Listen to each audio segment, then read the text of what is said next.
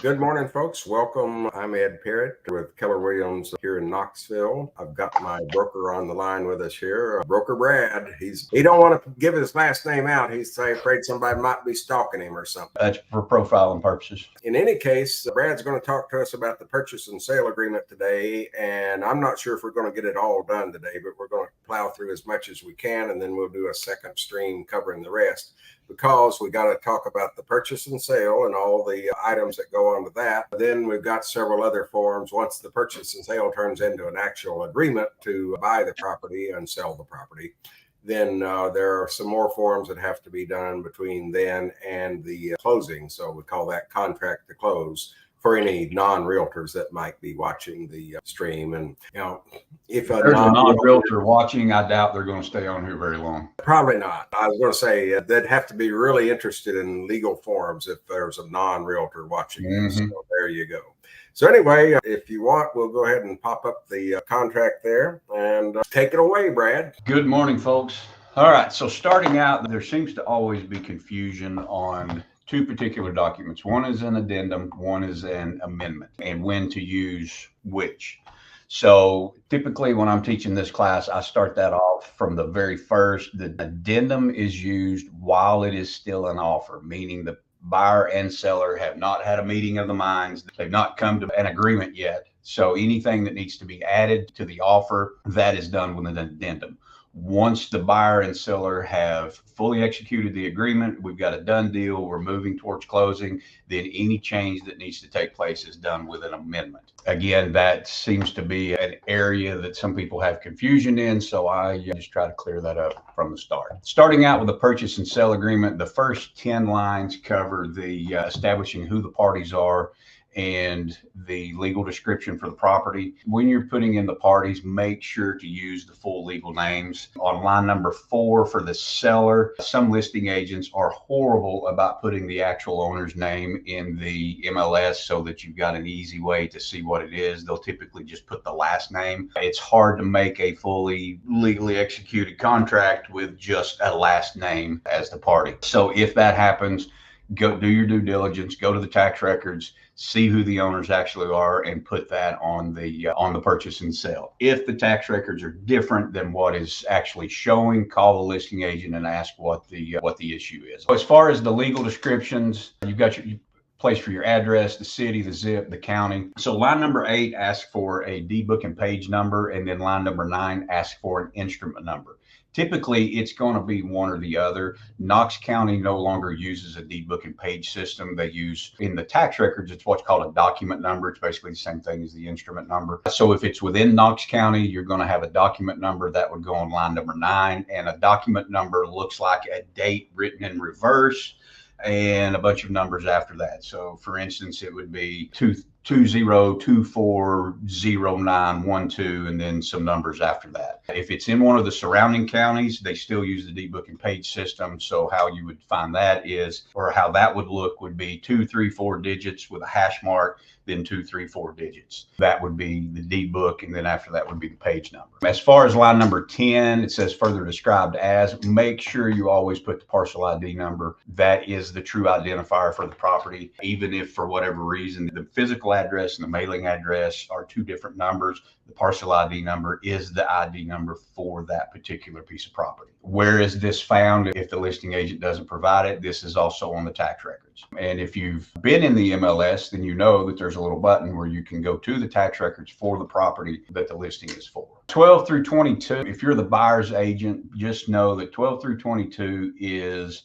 verbatim off the listing agreement, but don't assume that the listing agent or the seller has actually, or that they're aware of what's in here, meaning that the listing agent hasn't covered that with the seller. Point out a few things. Line number 14 says all window treatments. That includes the blinds, shades, curtains, draperies, and hardware. If you're showing buyers a home and they like the curtains, they like the window treatments that are there, be sure to go ahead and reach out to the listing agent to make sure that the seller is aware that those items are supposed to remain. Line 15 covers the range, all built-in kitchen appliances, and we'll talk a little bit more about that in just a second. 16 mentions all security system components and controls. That includes Ring doorbells, cameras, things of that nature, because they fit the definition of a fixture because they're attached to the house. If you're showing the property, be sure to ask the listing agent what the seller is planning to do with those, because not all sellers are willing to leave those. And it's much easier to tell your buyer up front that the seller is taking those items rather than to show up at the final walkthrough and those items be missing. Buyer gets upset, and in order to keep your buyer happy, you end up buying the camera and the doorbell and all that good stuff. So again, it's easier to cover that up front than to wait till the end. 17 is something new for this year. Any wired electric vehicle wall charging stations. I've had a couple of sellers that have said they're not willing to leave those because of the amount of money that it took to get them there. That's fine. They don't have to leave it. However, it's a fixture. So if they're not going to leave it, that has to be disclosed that is not staying with the property. And again, that cancels any confusion that there could be once it gets to the final walkthrough, and then all of a sudden the charging station is gone. Just let them know up front. Down to line 23, other items that will remain. If you're asking about any type of an appliance or like a refrigerator, washer and dryer, be specific with the make and model of that refrigerator or the washer and dryer. Remember, a mini fridge is classified as a refrigerator. Same goes for a big fancy 2-door with all the bells and whistles. If you just put refrigerator, that may be what they just get. It may just be a refrigerator and not the one that they're expecting. So again, be specific. Also, always state what the buyer wants. Never reference the MLS brief. Bottom of the MLS brief says information deemed reliable, but not guaranteed. So again, if they want something, be specific with what it is that they're asking for and put it in the purchase and sale agreement. Another thing, as far as your wording, be very careful. Do not use the phrase that says all kitchen appliances remain. Remember, back up on line 15, purchase and sale says that the range and all built-in kitchen appliances. Built-in kitchen appliances would be your dishwasher. Of course, your range would be a garbage disposal, built-in microwave. It covers the main things. If you say all kitchen appliances shall remain, you're literally talking about the toaster, the blender, the mixer, the air fryer. Everything that plugs into the wall is considered a kitchen appliance. So again, get away with any type of confusion. The final walkthrough at closing, make sure you're specific with what it is that you're talking about. Items that will not remain, what I see in here sometimes, and I don't see a lot filled out in here, but what I see a lot of times is maybe a big brush pile that the seller has let build up over time. The buyer doesn't want to contend with that once they move in. It could be a swing set. Could be a doghouse, really anything that the seller is planning on leaving that the buyer does not want to have to deal with once they move. And so that would go in there. That would also be if the listing agent has provided a list of exclusions, meaning things that the seller should leave that they're not leaving, that could be put in there as well. As far as leased items, if you're walking the property and you see a propane tank, ask about it. I'm not talking about the little one that goes for the grill, but if you see a larger propane tank, be sure to ask about it on the property disclosure statement, and we'll cover that at a later date. But section C, item number 21, that is where the seller discloses if they have anything that is leased.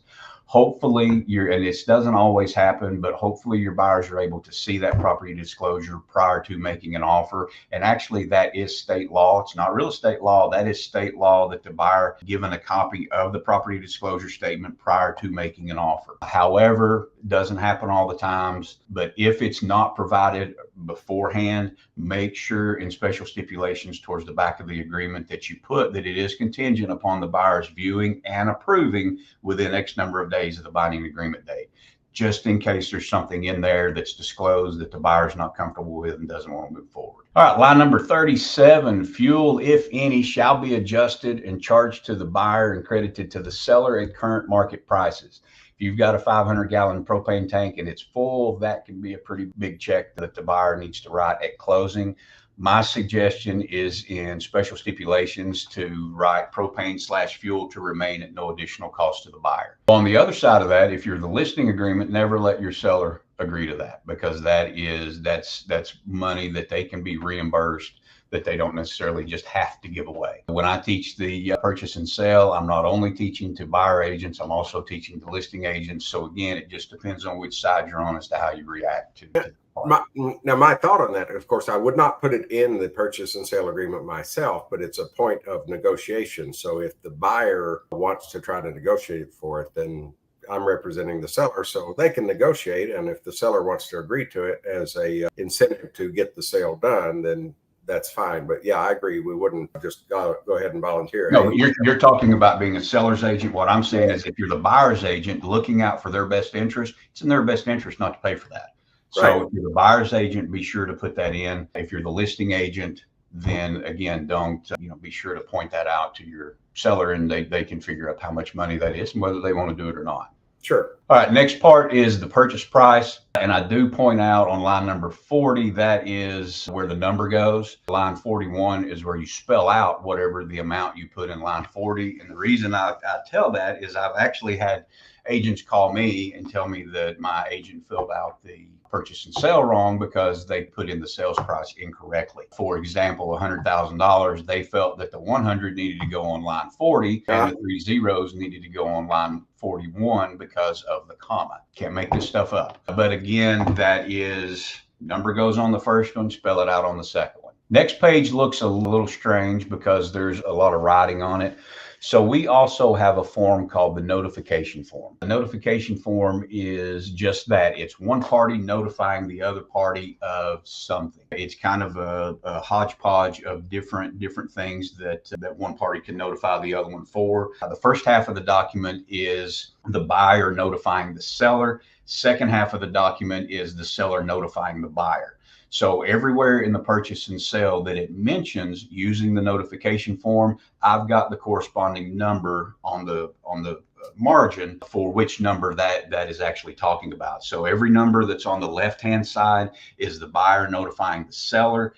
Everything that's on the right-hand side is the seller notifying the buyer. You'll notice a lot of the ones for the seller has two numbers. The first number is where the seller makes written demand for the buyer to provide proof that they've done something. Once that written demand is made per the purchase and sale, and we'll see it in a couple of minutes, per the purchase and sale, that buyer has 2 days to provide that information.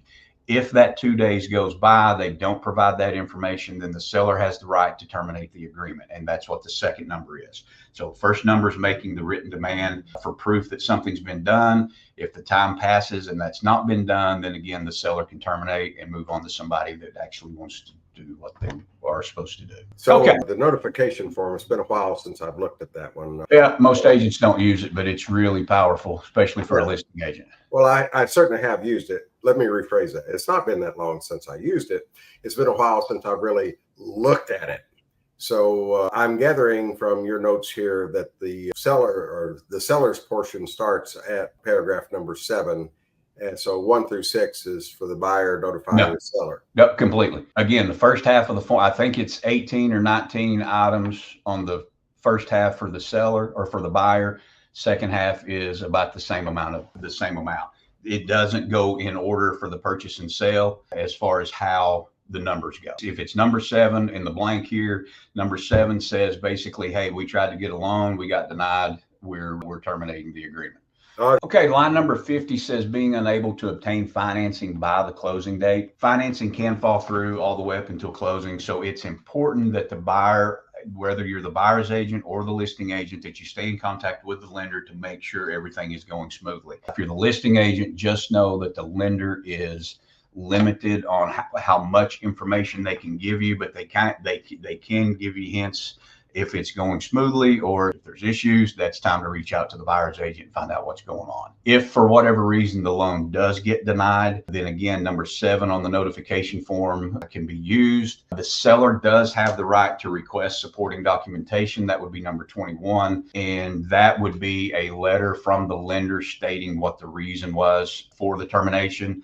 If you're the listing agent, be sure you read that denial letter to see what the reason is, because there are things that the buyer can do during the transaction that disqualifies them for getting the loan. And if that happens, they're not necessarily due their earnest money back, because it's something that was their fault that they did during the transaction. And again, it doesn't always mean that they automatically get their earnest money back. So for example, then let's say that somebody either doesn't get the proper counseling from their mortgage broker and or their agent, and they go out and buy a new car between the time they applied for the loan and the time you have closing. That is very probably going to kill the home loan, because of the debt to income ratio or whatever reason, might even affect their credit score. But in any case, if they go out and voluntarily buy a new car or any item that makes them unqualified for the loan at this point, then that would be a reason to deny giving their earnest money back. Correct. And we're going to get to that in just a second on the purchase and sale. Okay, the types of loans. You've got a few boxes here to check. If they're looking at multiple types of loans, check multiple boxes. The reason I say that is line 59 through 62. It says the buyer may apply for a loan different than what's checked above. However, if they do, the new loan cannot add any additional cost to the seller. So for instance, if they're looking at a VA versus an FHA and you only check FHA, then the seller does not have to go along with the change to a VA because the VA has certain charges that they put over on the seller. So again, make sure that you go ahead and mark everything that they're looking at up front, and that saves any issues down the road. Back to line 58, as far as other, if they're getting a loan from any other source rather than a traditional lender, then make sure to make it contingent as a just in case. If they're getting a loan from a family member, if they're getting an inheritance, if they're pulling it out of an IRA, the stock market, if they're doing a 1031 exchange, make it contingent upon that money being available at the time of closing. Because if there's a delay and the seller doesn't agree to go on with it, then the buyer is in default. So again, if it's coming from any other source than their bank account or a traditional lender, make it contingent. Loan obligations, you'll see out from line 63 that it says days roll. We'll discuss the difference between days and dates on the latter part of the agreement. So under loan obligations, within the first 3 days, the buyer is to make application for the loan, pay for the credit report, and then notify the listing side, the seller side, that they have done that and provide the lender's name and contact information. That can be done on number 1 on the notification form. Section number 2 is within 14 days after the binding agreement date. The buyer is to secure evidence of hazard insurance, notify the lender of intent to proceed, and that they have available funds to close. We'll come back to that in just a second. And also that the buyer has requested that the appraisal be ordered and the appraisal fee has been paid. So if you're the listing agent on day 4 and day 15, it's imperative, if you've not heard from the buyer's agent on these items, that you reach out to the buyer's agent to make sure that the buyer has done these specific things. The reason I say that is line 81 through 84 says that if the buyer misses or basically doesn't do the things listed in the first 3 days or the 14-day loan obligations, that they are not in default until the seller makes written demand that they have done those items. And remember, once that written demand is made, they've got 2 days to do that, provide that information, or the seller can terminate. So what would be bad is if you get all the way up until closing and find out that one of these items wasn't done and the deal is going to terminate, your seller's going to want to know why you didn't know. So again, looking out for the best interest of your seller, day 4, day 15, if you've not heard anything about these, reach out to the buyer's agent and find out what's going on. Back up on line 72, it says has available funds to close. If they're getting down payment assistance from a family member or anywhere other than they're the ones providing it, make it contingent in special stipulations of that actually going through. Because just somebody saying, yeah, hey, I'll help you with a down payment, that's not necessarily enough. So you want to, if they, for whatever reason, decide not to do that during the transaction, that can put the buyer in a bind once closing starts coming up. Line 75 and 76 are pretty close. The buyer shall pursue qualifications for approval of the loan diligently and in good faith, and continually and immediately provide requested documentation to the lender. Number 5, we don't see as often anymore, but it does sometimes cause an issue. Unless otherwise stated in this agreement, buyer represents this loan is not contingent upon the lease or sale of any other real property, and the same shall not be used as basis for loan denial. Meaning, if they have a house that they're currently living in, if that house has to sell in order for them to be able to buy the house they're making an offer on, it has to be made contingent within the offer. If not, that is not a reason. If the house doesn't sell and they're not able to close, that is not a reason for them to say that they could not get the loan. So again, if they've got a house to sell, in order to buy the next one, they have to make it contingent. Number 79, buyer shall not intentionally make any material changes in buyer's financial condition, which would adversely affect the buyer's ability to obtain the primary loan. Once your buyers sign this, it's very important that you tell them, Don't do anything on credit. Don't take out any type of a new loan. Don't take out a new credit card. Don't buy furniture on credit. Don't buy a car that's going to affect your credit, because from the contract to close, you need to stay squeaky clean. All right, on down to line 85, financing contingency waived. So it's my opinion that unless the buyer has the actual cash money in the bank, financing contingency should never be waived. If it's coming from any other source, make it contingent as a just in case. Line 88 is where the buyer will provide proof. So if you're a listing agent and you get an offer where they're waiving financing and line number 88 is blank, that's basically the buyer telling you that they don't have to provide proof that they actually have the funds. So you definitely want to make a counteroffer that they provide funds within X number of days. Typically, line 88 will say bank statement, but it can be whatever document they've got that proves they've got the money. That's adequate. If the buyer fails to do that within 5 days, if the buyer doesn't turn that in within 5 days, then it's number 22 on the notification form. That gives them 2 days to provide that proof. And if that's not done, then again, number 23 can terminate the contract if they so choose. Failure to close due to lack of funds shall be considered default by buyer. That's why I make the statement that unless they've got the actual money that's going to be easy to get and bring to closing, then it needs to be made contingent as a just in case. 93 through 98 deals with if they're going to do an appraisal. A lot of times people paying cash for something, they don't do an appraisal, but if they do, that appraisal has to be ordered and paid for within 5 days, and then notice sent to the other side that that's been done. Bottom of the page is the appraisal contingency. So if the transaction is not contingent upon the purchase price equaling or exceeding, then you would check that box. Moving on to page 3, if it is contingent, and if they're getting a loan, most of the time it is going to be contingent, then you would check the box on the line number, what is that? 103. 103.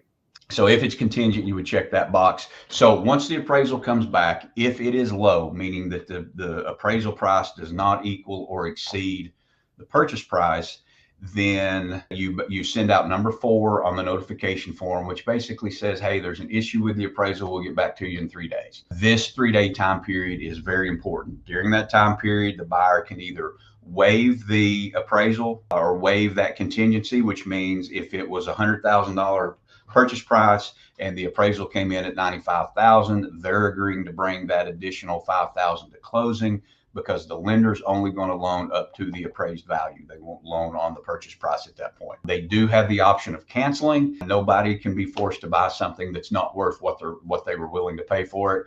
Another thing that sometimes happens is the seller can agree to come down on the price a little. The buyer can agree to bring some money to closing, meaning they find that happy medium where both parties are happy. They do an amendment that takes care of it and they move on.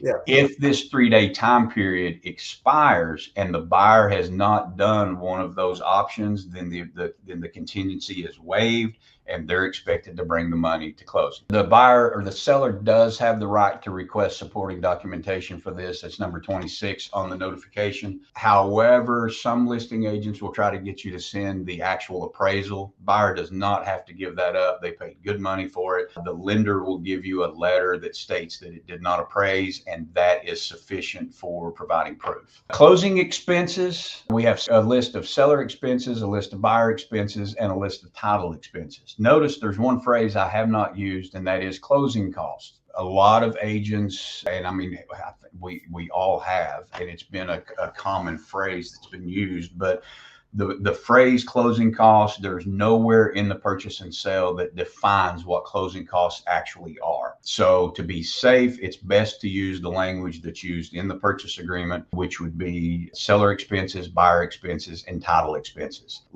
Section number 3 for title expenses is probably one of my bigger pet peeves of the agreement because so many agents get it wrong. Line 144 is just a blank, and it's asking who is going to pay for the cost of the title search, the mortgagee's policy, and the owner's policy. Mortgagee's policy and the owner's policy being title insurance.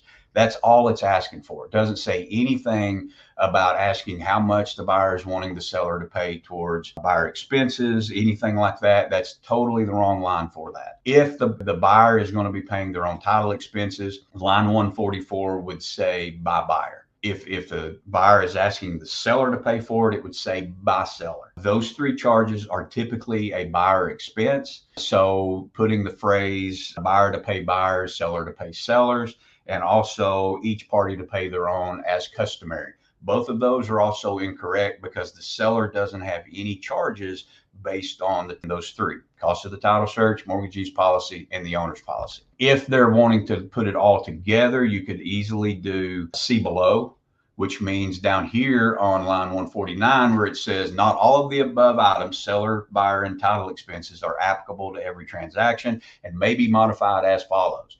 This is where you would write that the buyer is asking the seller to pay X percent or X number of dollars toward buyer expenses and title expenses. That could be a way to handle that one. But again, 144 has nothing to do with the amount that the buyer is asking them to pay for expenses. It's only talking about title expenses. Okay, bottom of the page, closing agency for buyer. And here's two big words: contact information. Also closing agency for the seller and contact information. If line 157 is left blank, or you put in to be determined, or you put seller's choice, there's actually, in some states, there's a seller's choice title company. If that's not what you're meaning, then again, it doesn't need to be put there. If line 157 is left blank, per our state attorneys, it causes ambiguity in the agreement, which means there's still something that has to be decided upon. So you don't have a true meeting of the minds if you leave 157 blank. My recommendation is whoever the buyer is closing with, dictate that that's who the seller is going to close with. And if they want to close with somebody else, they can change that within a counter offer. Also, if you're the buyer's agent, sometimes you'll have a builder, or you'll have even just a regular seller may say that they will only close with this particular company. If that's put in the MLS, wonderful. The listing agent told you what company to put on line 157. Also, contact information. In this day and age with wire fraud and everything that runs rampant in our business, by putting contact information, you're not only giving them the company, you're giving them a name of a person that they need to talk with, you're giving them a good phone number that they can call, and you're giving them an email address. As far as wire fraud, make sure you tell your buyers, also on the listing side, your sellers, never believe what you read in an email. If you get an email that says something about wiring funds or something like this, they need to call the number you've provided on the purchase and sale agreement, not the one on the email. The number that you have provided them, or that the processor at the title company has provided them with, a known number to call, and make sure that that email is legit, because there's a lot of hacking that goes on, a lot of false emails that look legit that really aren't. So again, don't just put a title company. If you've got a title company that has multiple offices, multiple locations, you're not really telling anybody anything. Let's be professional, fill this out properly. So again, everybody's informed and everybody's calling the right people, and they're not having to call this office to call this office and bounce around. Next page, we talk about earnest money. So line 159 is how many days that you're going to give the buyer to get you that earnest money. That is up to you. Whatever, if you get it right then, you can put 1 day. Something needs to be in that blank. If they're going to mail you a check, don't put 3 days, because the mail just doesn't work that quick anymore. Give at least 5 to 7 days if they're going to be mailing a check. On 160 and 161 is for the name and address of the holder, whoever is holding the earnest money. Per Tennessee code annotated, and I've got the number there, you must disclose the name and address of the holder. We've got my office is Keller Williams Realty. Our West Knoxville office is Keller Williams Realty. The only thing that differentiates is the address. So again, that has to be disclosed. It doesn't matter who holds the earnest money. A lot of times it's the firm for the buyer's agent, can be the title company, can be the builder, can be the seller. As long as everybody agrees, it doesn't matter who holds the earnest money. As far as 162, the amount of earnest money, there's really not a rule of thumb. I hear some agents say that it needs to be at least 1%, needs to be this, needs to be that. Again, there's no rule of thumb that says what it is. Obviously, the buyer wants to put as little down, and whereas the seller wants to have as much as possible to make sure the buyer has something to lose, make it sting if for whatever reason they default. If you're the listing agent, just understand what earnest money is. Earnest money is the amount of liquidated damages the seller is willing to accept should the buyer default. So if you've got $1 million home, $1 million purchase price, and your seller accepts $500, they're going to have a tough time proving that they've actually been damaged more, because that's what they were willing to accept. So I think it should be a sliding scale. Again, there's no rule of thumb, but the earnest money needs to reflect the sales price in some way. If it's $1 million and they don't have more than $500 to put for earnest money, that may be an issue. Nothing says that whatever the buyer says they're willing to put for earnest money, nothing says the seller cannot counter back and ask for more earnest money. So again, we'll leave that one at that. Failure to receive the earnest money. So if the money is not received, or if it's done with a personal check and the check bounces, this says on 166 that the holder shall promptly notify the buyer and seller of the buyer's failure to deposit the agreed upon earnest money. The buyer shall then have 1 day to deliver the earnest money in immediately available funds. Immediately available funds is not a personal check. Personal check still has to go to the bank, still has to clear. It's not actually there when the check is presented. Immediately available funds, for example, is deposit link. I'll talk about that in just a second. Can be a money order, can be certified funds, can be a wire, it can be cash, anything other than a personal check. So how that would work, number 29 is sent out that basically says, hey, we didn't get the earnest money hasn't been turned in. You got 1 day to do it. If that 1 day passes and they've not turned it in, let's say that the check bounced, you would use number 30 that says, hey, your check bounced, wasn't made good, we're terminating the agreement. Whereas 31 is you had this, this much time to turn it in. We gave you a 1 day call for it. You didn't turn it in. We're terminating the agreement. A little word on back to Deposit Link. So Deposit Link is a company that we use that's very similar to PayPal. The agent sends an invoice to the buyer. The buyer then just pays through that invoice and it goes straight into the account, and there's nothing. It's kind of seamless. A couple of words on cash or like a money order for a deposit. If they're getting a loan, be sure to ask the lender first.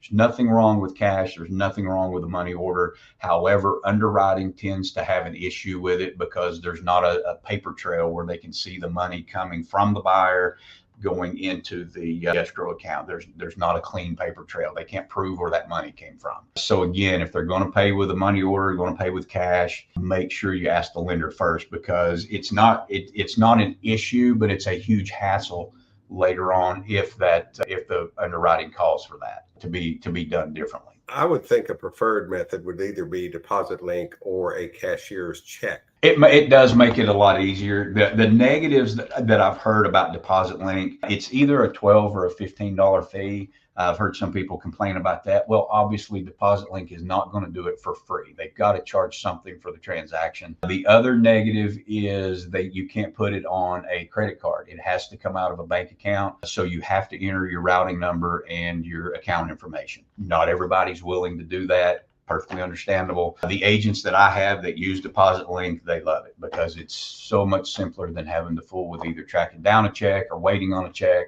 I've been waiting for 3 days right now on a check that's supposed to be here at some point. So again, just takes that waiting period out. Moving down to closing. All right, so section number 4 here, we have asking for the closing date. Always ask the lender if they're getting a loan, how much time they need. If you're writing the agreement today and you call the lender and they say, yeah, we need 30 days. Don't just go 30 days forward and put a date on line 193. Look at what holidays are coming up during that time, and how they hit, whether, if everything's going to be closed, 1 day, 2 days, that takes away from that 30 days. Also, this may take a day or two, sometimes more, going back and forth with counter offers. So add a little bit of time to whatever number the lender tells you. That way, if there is a delay, it's not necessarily chipping away at the lender's time that they need.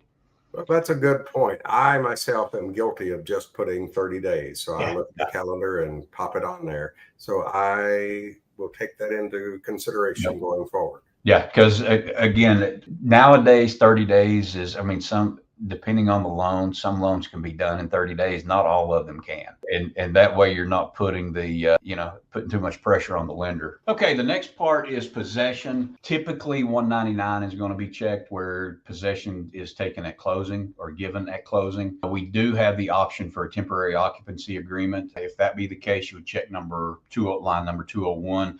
I recommend never doing a temporary occupancy agreement. Sometimes it's the only way to save the transaction, but anytime the buyer gets in early or the seller stays late, that can cause some issues. So again, it's not recommended, but then again, sometimes that's the only thing that will save the deal. All right, bottom of the page, I don't cover Greenbelt in my purchase and sale class. There are so few people who deal with this type of property. Okay, next page down on line 218, special assessments. This is special assessments that could be due within an HOA or condo association. This says that any special assessments that have been approved or levied prior to the closing date shall be paid by the seller at or prior to closing, unless otherwise agreed as follows. So if the seller is paying up till closing date and the buyer is taking over after that, nothing needs to be written in line 220. Let's say there's some type of an assessment that's due a week or two after closing, then the buyer can by all means request that the seller pay that as well, but never put NA in that blank because it cancels that section out. So if there is something due by closing and the seller reads that that's not applicable, then they're not required to pay that. And more than likely, it's going to be the agent who wrote NA in there that's going to be paying for that particular fee. So again, that's a line. Some people think there shouldn't be any lines blank on on any type of a contract. I get that, but this one says unless otherwise agreed as follows. If there's no other agreement, then nothing needs to be written in that line because it doesn't matter. Okay, now I do have a quick question on that. I have never considered regular HOA dues to be a special assessment because that's there all the time. So we agree on that then. So the only thing would be like if the HOA says we need $5,000 to repair this street and everybody gets hit with whatever their portion of the $5,000 is. Right. Okay. Just wanted to make sure. Yeah, it has nothing to do with the monthly dues. Okay. All right. Next is actually one thing that I skip over a lot is warranty transfers. Purchase and sale says that the seller, at the option of the buyer and the buyer's cost, agrees to transfer any seller's interest in any manufacturer's warranties, service contracts, termite bonds, termite agreements, or similar warranties, which by their terms may be transferable to the buyer. So any type of warranty that is transferable, the seller is agreeing to actually transfer that. Depending on what it is, it's probably not a bad thing. I know some agents use this a lot, just depending on what it is. But again, that is something good to know. Title and conveyance. We know from our real estate school that the seller has to give a good marketable title at closing. If a defect is found, then the seller is agreeing in the purchase and sale agreement to do their very best to get that defect taken care of by closing. So if a defect is found, number 10 on the notification form can be used. There's a couple of lines there that you can fill in. Please don't fill those in. The title company will send an email that explains what the issue is. Don't try to rewrite what they've written. If you're the buyer's agent and you get that, just forward that to the listing agent. So again, they've got the exact wording of everything that's done. Don't rewrite what an attorney has written because we're not attorneys. If for whatever reason the seller is not able to correct that defect, if they're paying cash, the buyer can actually go ahead and close if they're okay with whatever the defect is if it's something that really doesn't bother them. But if they're getting a loan, more than likely it's going to be a snowball effect, because if there's a defect on the title, then the title company cannot provide title insurance. They can't provide title insurance. There's no mortgagee's policy, which means the lender is going to deny the loan. So it's just sort of a snowball. But if for whatever reason the seller cannot correct that and the buyer wants to terminate the agreement, they can with number 11 on the notification form. Once that's done, buyer gets their earnest money back. Okay, and I certainly understand if there's a defect, you can't get mortgage insurance or title insurance, and then the mortgage company isn't going to go forward with it. If a person is paying cash and there's a defect, they're not going to be able to get title insurance on their cash purchase. So can you give me title insurance for an owner is optional. If they choose to buy it, they understand they're not going to get title insurance on it. And again, depending on what the defect is, they may not care. It may not be something that's actually going to affect the new buyer for whatever reason. I've seen people buy even though there's a defect on the title. Okay, next one is a part that I really hate, and so I'm not going to spend a whole lot of time on it. This is a new law that came into effect in the state of Tennessee last July 1st, not this past, but the year before. It says buyer warrants buyer is not a sanctioned non-resident alien, sanctioned foreign business, sanctioned foreign government, or an agent, trustee, fiduciary thereof, and therefore is not precluded from purchasing property pursuant to Tennessee Code annotated 66-2301. I urge every agent to look up 66-2301 to see what all this applies to, but it's essentially anybody or any group that has been sanctioned by the U.S. government. They are not allowed to buy property in Tennessee. The only way we can do this so that we do not appear that we are profiling is to discuss this with every single person that we work with, because if you only do it on select people, guess what? You just profiled, and that is not what we do as realtors. We don't care who anybody is. They've got the money, we're going to sell them the property. Not a fan of this law because I think this puts us almost in conflict with our code of ethics. But again, it's a law. There's nothing we can do about it. But again, this has to be presented to every single person, just again, so that there's no question whatsoever that you're being fair about it or that you're not being fair about it. Okay, so far I have only had one transaction where the buyer was not a U.S. citizen. So I understood you to say we need to discuss this with every person we work with. If they tell you up front they're not a citizen, that's one thing. If you just flat out ask them because of the way they look, the way they talk, the way they this, the way they that, we can't do that. That's okay. So I need to mention this to every buyer I talk to. It's actually in a little bit more detail on the buyer's rep. But yeah, when you're covering the buyer's rep, this has to be covered with everybody because, again, remember, we're realtors. We don't care. We don't care where you're from, what you do, who you do it with, anything like that. It's not in our wheelhouse. We don't care.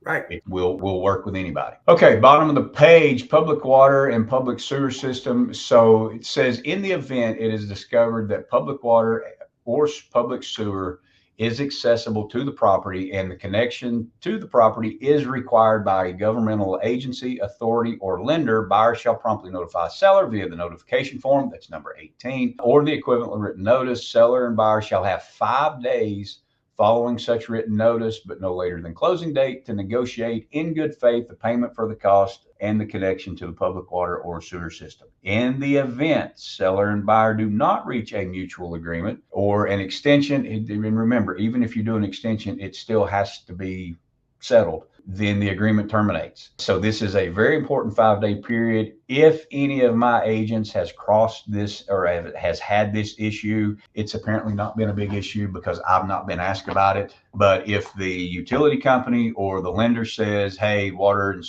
and or sewer is available, you must connect, that means that the closing is contingent on that happening. So 5-day time period for the seller and buyer to go back and forth to get quotes to see who is going to agree to pay how much. If that time period ends, they are at an impasse. They cannot move forward because this has to be done, but they can't agree on who's going to pay for it or what portion of. So again, the deal terminates, buyer gets their earnest money back, and everybody walks away. Okay, we are going to stop at after the lead-based paint. We'll pick up next time on inspections. We're already a little over an hour. By the time Ed edits it, it might be a little bit below an hour, and that's a bunch. So again, we'll stop just after lead-based paint. So as we know, anything built prior to 1978 has to have a lead-based paint disclosure. On that lead-based paint disclosure form, and I actually do cover that in another class that we'll get to later on, the seller has 2 boxes that they can check. First, one box says that they are not aware of any lead-based paint. The other one says, yes, we are aware, and here's where it is. Buyer has 2 choices with that disclosure as well. We have line number 37 that says that the buyer does want a lead-based paint inspection, and we have line number 40, which says they waive their right to that inspection. Doesn't matter what the buyer chooses. However, so many buyer's agents will only stick the signature field on the lead-based paint disclosure and send that to the buyer, meaning the buyer never makes their selection as to whether they want an inspection or not. If our firm gets audited by the EPA and your lead-based paint disclosure does not have your buyer's check mark on line 37 or 40, it's a $16,000 fine to the agent. I always thought that was sort of far-fetched that they would actually do that. It was about a year and a half ago, the EPA audited a bunch of firms in Nashville, and one firm had over a $200,000 fine because of line 37 or 40. Do your due diligence. Make sure your buyer makes an informed decision whether they want a lead-based paint inspection or whether they don't. It's very important. That's about it.